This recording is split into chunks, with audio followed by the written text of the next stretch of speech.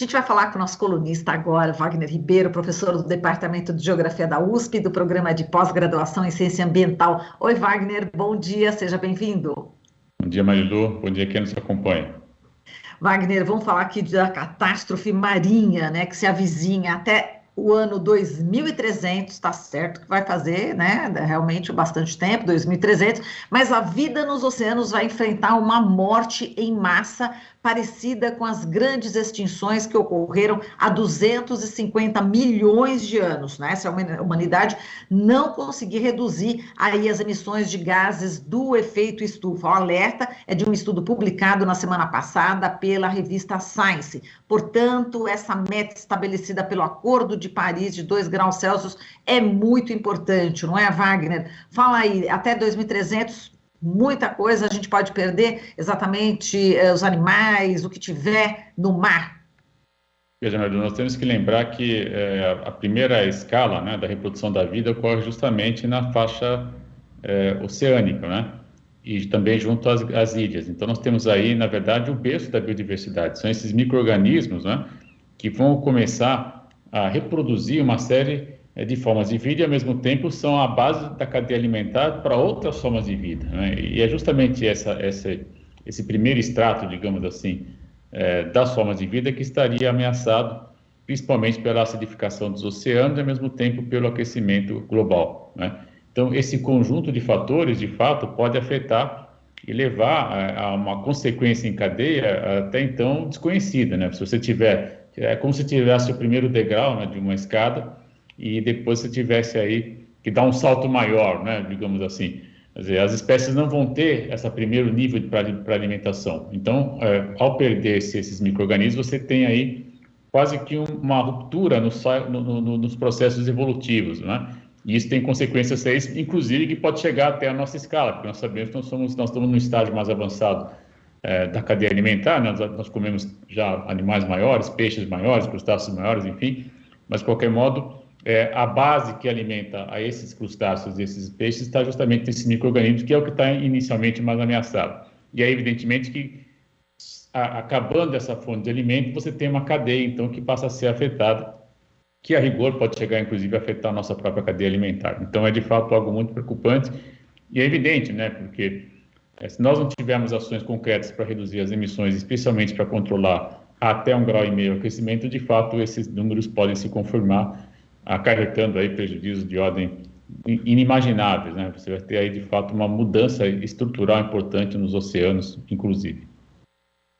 Exato, estava vendo aqui, Wagner, o que vai acontecer, né, caso realmente essa meta do Acordo de Paris não seja cumprida, essa extinção em massa no mar é comparável à extinção do final do Permiano, conhecida como a Grande Morte, que ocorreu há 250 milhões de anos e levou ao desaparecimento de mais de 2/3 dos animais marinhos. Quer dizer, pode-se repetir uma coisa que estava lá há 250 milhões de anos. Quer dizer, o ser humano fez um estrago mesmo na natureza comparável a esse período. A que ponto chegamos, Wagner? Maria, você está trazendo uma questão muito importante, que é a seguinte, né? O que nós fazemos como ser no mundo, né, como organização social, é fundamentalmente acelerar processos naturais, né? Nós estamos, na verdade, não que esses processos não pudessem vir a ocorrer, né? Mas a intervenção humana tem sido em escala muito importante, em especial a alterar a composição dos gases da atmosfera, né? E nesse processo nós estamos acelerando outros processos. Então é uma ação que acaba desencadeando outras ações, né? Porque nós temos um sistema natural que ele é dinâmico, né? Ele tem, de fato, um dinamismo que aparece, mas é um dinamismo que tem a sua sazonalidade, digamos assim, né? O que nós estamos fazendo é intervir para que acelere alguns processos e se tornem mais rápidos, e essas consequências são, de fato, dramáticas, né? E muita gente não se dá conta do que isso pode gerar de consequência para a nossa própria condição de ser no mundo, porque uma questão importante que nós temos que sempre ter em mente é que as condições ambientais do planeta estão hoje dessa forma, ou seja, as chuvas que ocorrem, as temperaturas médias, né? Em função da presença de outros seres vivos que prestam o que nós chamamos de chamados serviços ambientais e ecossistêmicos, que mantêm as condições, né, de pluviosidade, de temperatura, grosso modo, do planeta, né?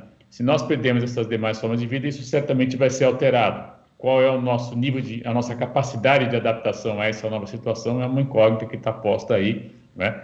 E que temos que, de fato, enfrentar. Só lembrar que há 250 milhões de anos atrás a espécie humana não estava no planeta ainda, né? Então, é sempre bom lembrar disso. Nós não vivíamos naquele momento, não sabíamos, não temos nenhuma experiência de como é que foi aquele... Tem registro histórico, evidentemente, né? Trabalhos com fósseis, até você consegue identificar, mas não havia presença humana, e especialmente, então, é um desafio extraordinário, porque nós vamos passar por um processo de mudança muito grande com uma espécie que é a nossa, com cerca de, grosso modo, vamos arredondar aí para em torno de 10 bilhões de habitantes, que é o que as projeções indicam no ponto mais alto da curva de crescimento populacional. Então, é uma novidade, inclusive, enfrentar essa crise com cerca de 10 bilhões de pessoas, uma novidade na perspectiva mais ampla da própria história do planeta, né? Então, é de fato um momento muito, muito novo, né? E que pode gerar aí muita inquietação, muita preocupação. Agora, as pessoas, em geral, não estão muito atentas nem aos tempos dos processos naturais, nem aos tempos dos processos sociais, né? Há uma alienação generalizada e as pessoas estão muito preocupadas, eu diria até corretamente, né? Em alguns casos, em garantir o prato de comida da próxima refeição, dada a conjuntura que a gente está vivendo hoje. Mas é necessário que outras pessoas tenham essa dimensão mais ampla, né, do tempo histórico, do tempo da natureza, e pensarmos em equalizar como garantir o prato de comida sem afetar de maneira drástica os tempos dos processos naturais que estão sendo acelerados drasticamente. Então, esse é um desafio muito grande que a gente tem aí pela frente para trabalhar, para enfrentar. Não é um desafio pequeno, Marilu. Exato. Bom, a gente pode falar o seguinte, né? Cada um faz a sua parte, né? O pouquinho que faz, a gente já vai ajudando, né? Quem estiver na praia, por exemplo, já lembro de oceanos, lembro de mar, de praia. Quem estiver passeando e vê aí um saco de lixo de plástico, enfim, restos, né? De lata, enfim, pessoas que vão para a praia, mas não levam, né? Não levam o seu lixinho para casa, bota lá no lixo ou recicla. Então, pelo menos tem muita gente, né, que acaba também se sensibilizando e vai catando ali no mar as coisas. É pouca coisa, né, Wagner? Mas é o simbólico, não é isso? Não há dúvida, Marilu. Ou seja, nós temos que somar esforços, né? Qualquer ação dessa ordem, ela é bem-vinda, né? E tem ações mais consequentes ainda, né? Por exemplo, muita gente tem o hábito de usar determinados produtos de higiene pessoal sem olhar, por exemplo, a composição do que está lá, né? Então, a gente tem, por exemplo, às vezes em shampoo, cremes, etc., elementos químicos que são altamente, com uma vida útil, né, longa, e que isso tudo acaba chegando também no mar e no oceano, né? O pessoal tem muito costume de usar adereço, agora mesmo passou o carnaval, né? Aqueles adereços plásticos, de alguma forma, também acabam chegando aos oceanos, né? As pessoas se esquecem também que esponja, né, algo muito difundido, né, para, enfim, lavar louça, etc., até para se banhar. Também tem plástico, cada vez que você está apertando ali, você está também tirando esse material que está chegando aos oceanos, né? Então, as ações podem ser muito importantes, né? Inclusive, por exemplo, deixar de lado as esponjas de plástico e passar a usar novamente aquelas esponjas de material orgânico, por exemplo. Enfim, tem várias ações que a gente pode tomar, mas pode parecer pequena, mas quando você põe isso na escala hoje de 7 bilhões e meio de habitantes, né, no planeta, a gente tem, de fato, consequências que podem amenizar esse problema, né? Hoje, o plástico, sem dúvida, é, de fato, uma questão muito importante, né, que afeta diversas formas de vida. Inclusive, já tem alguns estudos que mostram que a própria presença do plástico na areia, né, também traz problemas para a espécie humana. Então, o contato com a pele, etc., e mais o sol aquecido, etc. Então, uma outra recomendação, né, eu mesmo, quando ia à praia, né, também não tomava cuidado, também deitava diretamente na areia, mas hoje a recomendação é para você não deitar diretamente na areia, porque pode ter problemas também de contaminação, dado a quantidade elevada que você tem de microplásticos, né, que podem ir em contato com a pele e também trazer problemas. Então, veja, estamos falando já numa dificuldade que está afetando, inclusive, já, né, a primeira camada do nosso corpo, que é a pele, né? E as pessoas não se dão conta, né? Sem falar naquilo que a gente ingere, né, de plástico, já tem vários trabalhos mostrando isso. Então, de fato, agora, você tem razão, tirar o plástico da praia é muito importante, mas também mudar os hábitos de consumo, né? Evitar produtos que tenham plástico, produtos que soltem plástico, enfim, é uma ação que cabe a cada indivíduo também adotar, né? E lutar contra a empresa, né? As empresas que nos empurram, né? Esse tipo de alternativa, entre aspas, para resolver nossos problemas, né? É uma briga difícil, mas podemos tentar resistir, sem dúvida.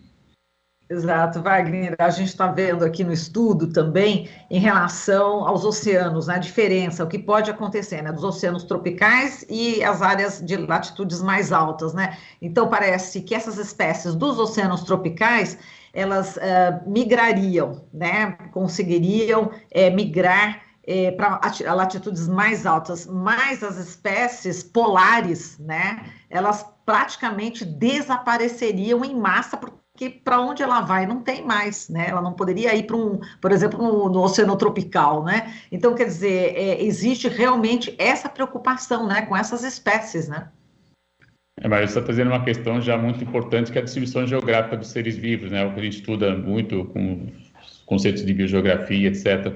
E a questão da adaptação, né? Da capacidade de adaptação de determinadas espécies, né? Então, você tem aí, de fato, um cenário onde as espécies mais adaptadas a clima frio, elas vão ter mais dificuldade de alguma forma, conseguirem sobreviver ao aquecimento global, associado à acidificação dos oceanos. Então, você tem duas variáveis aí, né? No caso dos corais, por exemplo, uma consequência muito importante é o chamado branqueamento, que é, na verdade, a morte dos corais, né? As pessoas, às vezes, não se lembram, mas o coral, ele tem uma dinâmica própria, né, de reprodução, e aquelas cores maravilhosas que a gente vê, às vezes, naqueles filmes bonitos, né, de mergulho, mostra justamente essa diversidade de formas de vida que ocorre no coral, né?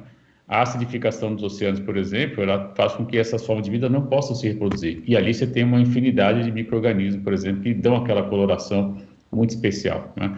Isso nos trópicos, de alguma maneira, vai ser atenuado, porque parte dessas espécies pode chegar para áreas mais frias. Mas você tem razão, as espécies que estão já em áreas frias, elas não têm para onde ir, né? E aí você vai ter, de fato, um prejuízo enorme, né, em termos de biodiversidade de micro-organismos que vivem nessas áreas. É um prejuízo para a humanidade, eu diria, né, pelas razões que a gente comentou há pouco. Nós vamos perder aí uma matriz importante, né? Você pensar, por exemplo, que uma das grandes contribuições que o Brasil teve para o estudo da Antártica foi justamente a conhecer um pouco mais do crio, que é aquele crustáceo, né, que está lá na Antártica. Veja, é uma espécie que poderia ser afetada drasticamente, por exemplo, né? E o crio ele é muito importante porque ele acaba sendo a base da cadeia alimentar de outras espécies que depois vão dar, inclusive, em peixes maiores. Então, você está mexendo, na verdade, num primeiro momento da cadeia que pode afetar a produção pesqueira, etc, etc, etc. Então, há um encadeamento que já é conhecido, nós sabemos disso, né? E isso, de fato, você romper esse elo, ele pode trazer consequências seríssimas, inclusive envolvendo as espécies que estão hoje nas altas altitudes. Adorei essa pergunta, meu Lucas. Deu chance de falar de geografia bastante aqui. Espero que o pessoal esteja gostando aí, mas eu estou adorando falar de geografia. A gente que aproveita você, né, Wagner, professora aí da USP, a gente tem que realmente aproveitar todo o seu conhecimento e compartilhar aqui com todo mundo. E Wagner, vamos lá, Índia e Paquistão enfrentando aí temperaturas de quase 50 graus Celsius, né, durante onda de calor sem precedentes. Eles passaram aí praticamente do inverno para o verão sem a primavera. Né? Quer dizer, é realmente uma modificação bastante importante que tem impactos terríveis, inclusive, na saúde das pessoas, né, Wagner? Veja, Marilu, é de fato uma situação já, né, claramente associada ao aquecimento global. Você tem uma mudança de direção de ventos, você tem, ao mesmo tempo, associado a isso, um aquecimento maior da própria superfície terrestre, você tem a diminuição da cobertura vegetal. No caso de Índia e Paquistão, especialmente da Índia, uma densidade populacional muito grande, né, com grandes metrópoles, enfim, é um pacotão, né, que faz com que todo esse conjunto possibilite, infelizmente, temperaturas extremamente elevadas, né? E veja, 50 graus Celsius em metrópoles como Calcutá, ou um pouco mais ao norte, como já acabou se registrando, é de fato um desafio extraordinário, né? Não há menor conforto térmico em qualquer habitação, né? Mesmo se pensar numa área, uma casa com ar-condicionado, enfim, um apartamento que seja, ele não está preparado para ficar ligado o dia inteiro para amenizar uma temperatura de 50 graus Celsius, né? Além do que isso leva a um aumento de demanda de energia que vai gerar mais aquecimento. Para você produzir energia, você vai ter que ter, já que infelizmente nessas partes do mundo a energia alternativa, chamada eólica, né, ou a solar, ela não é ainda de grande monta, né? Então você tem ali mais, especialmente queima de combustíveis fósseis para gerar energia para resfriar o ambiente para a população. Então é de fato um cenário, isso para quem tem a chance, né, de contar com equipamento dessa ordem. Grande parte da população não tem esse tipo de equipamento e fica sujeita a situações de extremo desconforto, associado, evidentemente, né, a problemas de saúde daí decorrentes. Então, você tem agravamento de problemas respiratórios, especialmente problemas vasculares. Então, é muito preocupante, né? Além do que você tem também, pelas temperaturas elevadas, maior possibilidade de incêndio, né? Está tudo muito mais propício, né? Já que já está um pouco mais aquecido, qualquer fagulha você pode disparar um incêndio de grande monta. Então, é uma situação muito preocupante, né? Confirmando aí alguns cenários do painel internacional de mudança climática, que apontava para algumas áreas do planeta um aquecimento médio da ordem de 7 a 8 graus a mais, né? É justamente o que já está se registrando agora nessa parte do planeta. Então, eu acredito, Marília, que é mais um exemplo, né, do que pode vir a ocorrer, inclusive em outras áreas do planeta, né? Para o Brasil, a projeção mostra 3, 4 graus em algumas áreas. Eu fico imaginando São Paulo com mais 4 graus já no verão, né? 34, pular para 38, 40 graus.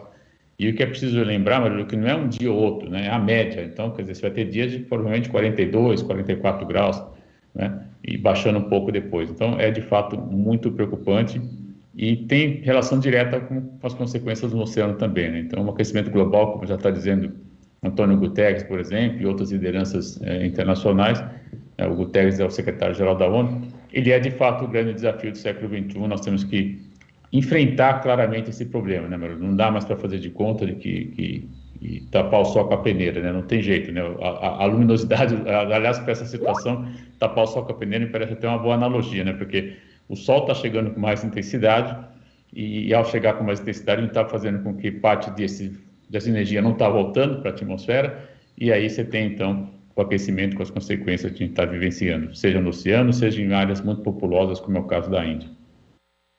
E, Wagner, no minutinho final aqui, a gente pode falar do pacote verde, né? A STF de novo hoje, né? Retoma, né, as análises aí de vários temas em relação à questão do meio ambiente. A gente teve na semana passada também, né, o Supremo derrubando aí 3 decretos sobre política ambiental do governo Bolsonaro. Como é que você tem avaliado aí a postura, né, do STF nessa questão? Marilu, comemorando, né? Acho que, de fato, especialmente as decisões da semana passada, elas retomam a participação da sociedade civil, né, em órgãos de decisão voltados às questões socioambientais do Brasil. Isso é algo muito importante, né? E no caso do Fundo Amazônia, a retomada, né, do comitê organizador do Fundo Amazônia, ela é muito importante, porque você pode, de fato, descongelar aquele volume de recursos que está lá paralisado, já que é uma exigência dos financiadores que esse órgão, que esse comitê funcionasse, né? Quando foi dada a canetada, se me lembro bem, foi em 2019, ele simplesmente parou de funcionar e a partir dali, então, o Fundo Amazônico está paralisado. Ou seja, tem recursos destinados para serem aplicados em ações socioambientais que estão absolutamente paralisados, congelados, porque um item fundamental, que é justamente esse comitê, que é uma exigência dos financiadores, foi suprimido pelo governo. Eu acredito que virão outras derrotas, né? Acho que a próxima rodada, né, que começa hoje, é retomada, na verdade, ela vai certamente indicar, porque não há muita dúvida, né, em termos jurídicos de que ele afrontou a Constituição, né? Então, acredito que é uma questão de tempo, a gente vai ter aí mais comemoração. Os próximos 4 itens que vão entrar na pauta certamente vão ter a reafirmação do STF do compromisso em salvaguardar a Constituição brasileira, que diz claramente no artigo 225 que é a obrigação do Estado manter para as gerações atuais e para as gerações futuras as condições ambientais que ocorrem no Brasil. Então, de fato, acredito que era previsto, eu cumprimento, né, os ministros do STF por essa decisão importante e aguardamos que eles continuem, né, nessa salvaguarda do interesse geral da população brasileira, que é manter as condições ambientais adequadas. Muito bem, a gente vai acompanhar hoje exatamente esse julgamento. Semana que vem a gente comenta contigo, né, pede a repercussão contigo a respeito das decisões que serão tomadas hoje pelo Supremo Tribunal Federal no que se refere ao meio ambiente. Wagner, muitíssimo obrigada pela sua participação e até semana que vem. Beijo. Até lá. Tchau, tchau. Falamos aqui com Wagner Ribeiro, professor do Departamento de Geografia da USP e do Programa de Pós-Graduação em Ciência Ambiental. Você está ouvindo Jornal Brasil Atual. As notícias que os outros não dão.